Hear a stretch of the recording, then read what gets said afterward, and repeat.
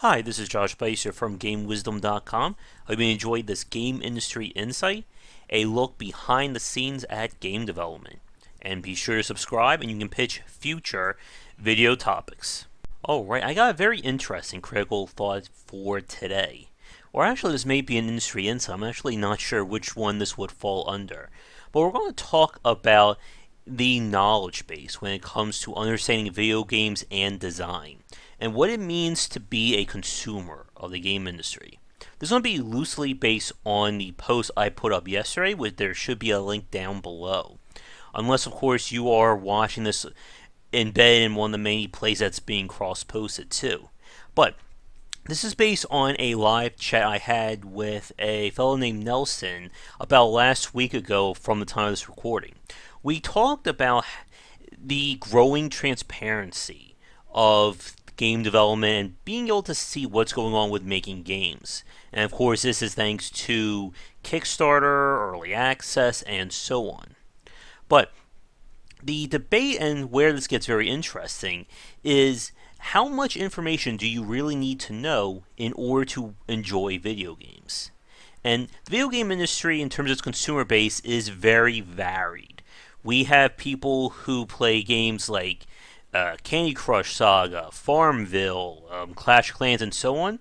And then we have people who are literally modding games, creating partial or full conversion mods, creating content for Dota, Team Fortress, and the like. And of course, we can talk about esports players, speedrunners, and so on. But the point is that there's no general knowledge base of what it means to really enjoy the game industry. And that's where things get very interesting with this discussion. When we talked about this last week, we mentioned how there's still this mystique of what it means to make video games for a living. Our running joke around here is, of course, the fact that it only takes 1 week to add multiplayer to any game, and the developers can't do it. They are, of course, incredibly lazy. But we've seen these cases of just a very big or very wide knowledge gap between people who make video games and the people who play them. Now, when it comes to other industries, there's always going to be that gap. Someone doesn't need to know how to build a car in order to enjoy watching racing. Just like someone doesn't need to be a pro football player in order to enjoy watching their favorite team on TV.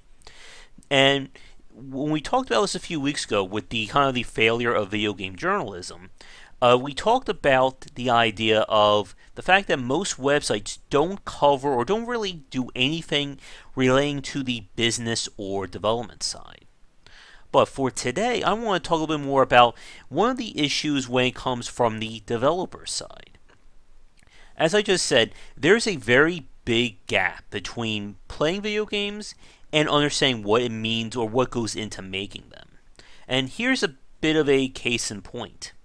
When I mention the following terms, Undertale, Humble Bundle, speedrunning, and let's say Steam sales, chances are, regardless of where you are watching this video right now on, be it YouTube or cross-posted, there you go, on any of the major sites, I'm fairly certain that you know exactly what those terms are.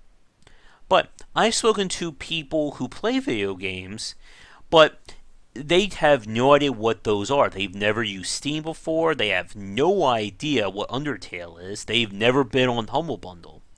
And for some of you watching this right now, that may be a big shock to you. But that's kind of the thing about the game industry. You don't need to know about game development or even about the major trends of the industry in order to enjoy video games. It's one of the great things about the industry by the fact there is such a low technical and learning curve to playing games. But it does make it a lot harder to have these kinds of sit-down conversations. And there's two parts of this I want to talk about. The first is from the consumer side. As I said a few minutes ago, most mainstream game sites don't really post discussions or topics relating to the business or development side of the game industry. And one of those reasons, of course, is the fact that is there an interest in there? Is there enough people who visit a site like IGN or Destructoid or Kotaku or so on who would want to read a 1,500-word article about, let's say, the history of achievement systems in games, or the design and monetization of loot boxes?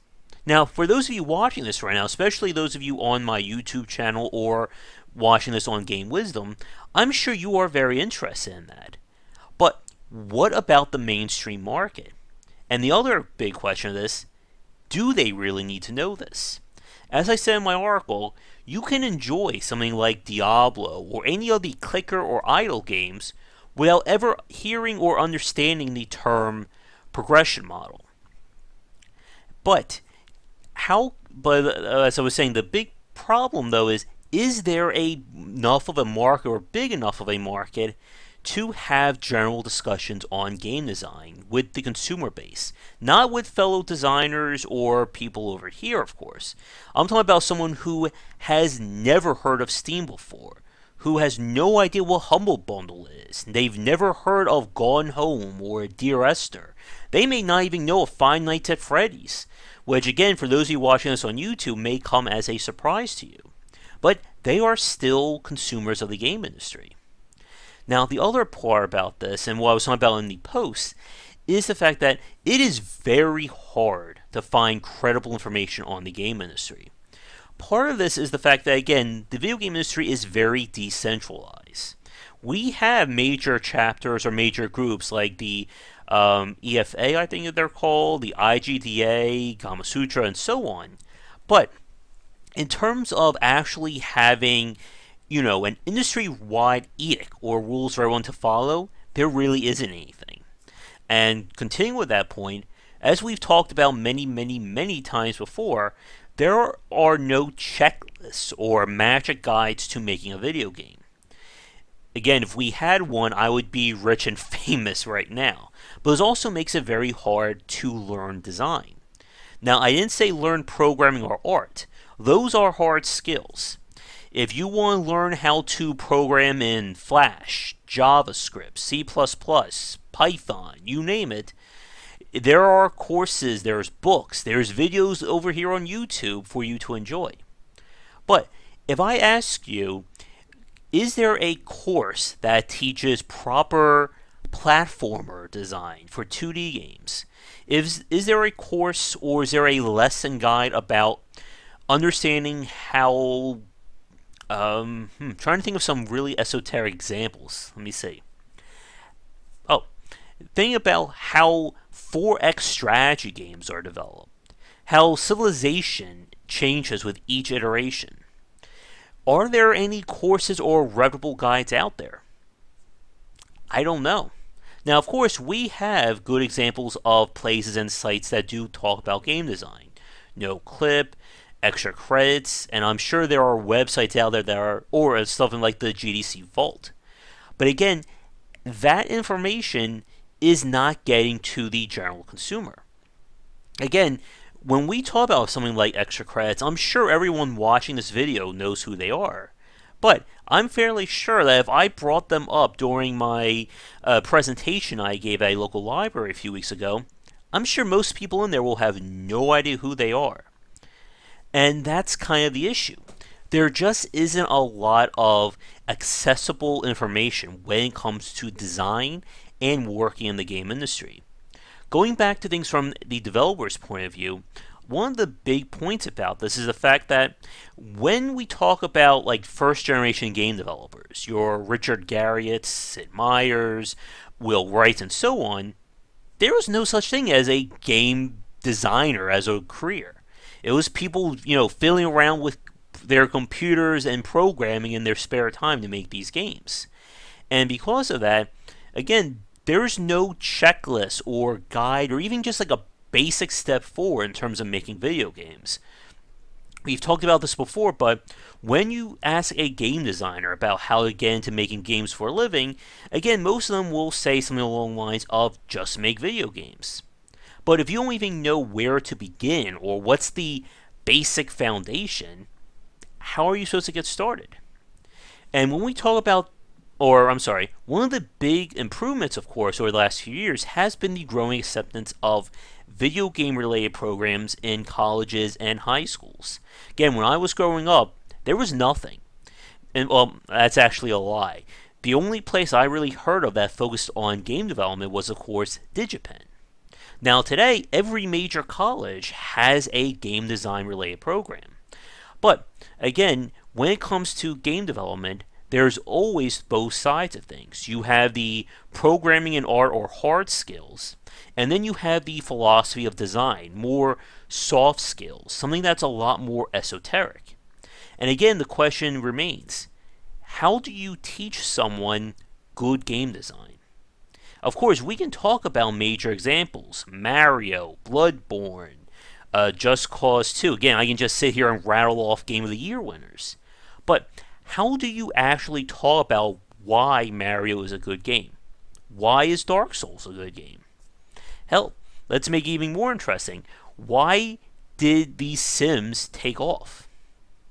Again, we could sit here, and I'm sure we could have a good 15-20 minute discussion on each one of those topics.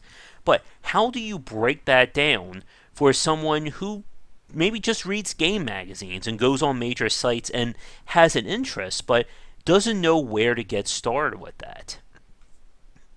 I don't have an easy answer to that. And again, this goes back to the original topic. Because there isn't a need or overwhelming, push for this kind of information, a lot of it is just hidden away on the internet. There are many major designers who have their own blogs or make videos. But again, try showing that to someone who has no idea what's going on, and it will push them away. It's very hard to find entry level or even intermediate levels of information about game design and the industry. And this also goes back to what I talked about in the post. There was a little bit of a minor scuffle, I guess, on Kotaku a few weeks ago when game designers made fun of an article writer for being so amazed with the concept of frustum culling. I hope I pronounced that right. And on one hand, you can agree with the designers by the fact that, well, this is common knowledge to them. This is what programmers, and I'm sure a lot of the people who work on game industry stuff, do on a day-to-day basis. But on the other hand, again, how many people who play video games know what that is? They may have an idea of the technology or how the game only loads what you're looking at. But in terms of actual hard knowledge on this stuff, it's very hard to find it. It's also very hard to find information on terminology. Again, when I talk about things such as sculptable difficulty, the idea of multi-system design, when I come up with these terms for game design theories and philosophies, that is literally me just trying to think of something to describe it as, because I don't even know where to begin to even look up a technical or formal term for it, if there even is a formal term for it. And that's kind of the issue. Again, when we talk about any other industry, there are technical terms for everything. Again, every piece of a car has a formal name to it. There are techniques for brush strokes for artists. There are different kinds of passes and throws in football. But when it comes to talking about the more soft skills, again, that relate to game design, making a good game, there really isn't anything out there. And again, this is not an easy topic to have a quick answer for, because so much about game design, again, is in the heads of the designers. But going back to my article to wrap things up, I do believe that we need more information out there, especially again on the beginner side of things, so that someone who is playing a video game one day wants to look up, why is this working so well, or why is this game so good, that there is a critical or formal discussion on the topic. And again, and in a place that it's considered credible. Because as we've said, you can go on Google right now and type in how to make video games for a living, and I'm sure you will find a whole lot of articles. But how many of those articles are credible and reputable? That's kind of the question. So to wrap things up, What do you think about this topic of growing transparency or growing the knowledge base of the video game industry and game development? How much do you think the consumer should know? And are there any topics that you consider to be, the commandments of game development or game industry? Something, along the lines of knowing what the Super Bowl is for people who watch football. Are there any parts of the game industry that you feel should be that kind of common knowledge? And for those of you watching this, can you think of all the really great sources for game industry or game discussion topics that are great for people of all knowledge levels? Not just people who are enthusiasts or making games, but for someone who's more on the casual or general side. Let me know in the comments below, but thank you so much for watching today's whatever. I'm not sure what I'm going to file this under just yet. If you are new and you enjoyed it, be sure to like and subscribe to the channel. Let me know if you have any topics for future vlogs. And check back daily for more discussions of design here and on Game Wisdom, where we examine the art and science of games. Till next time, have a great night. Thank you so much for watching this video. If you enjoyed it, be sure to like and subscribe to the channel. And of course, share with your friends. It always helps out. For daily posts on all manner of game design and industry topics, check out game-wisdom.com. To support the site and everything that I do, be sure to check out the Patreon campaign. If we can hit goals, it will mean more content for everyone to enjoy, and I'll be able to support myself and my household.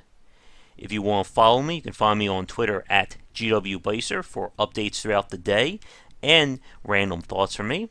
And lastly, you can find me on Twitch right over there at GW Bycer for daily streams most nights around 10 Eastern. Thanks again for watching the video, and be sure to check out more great content coming to the Game Wisdom channel real soon.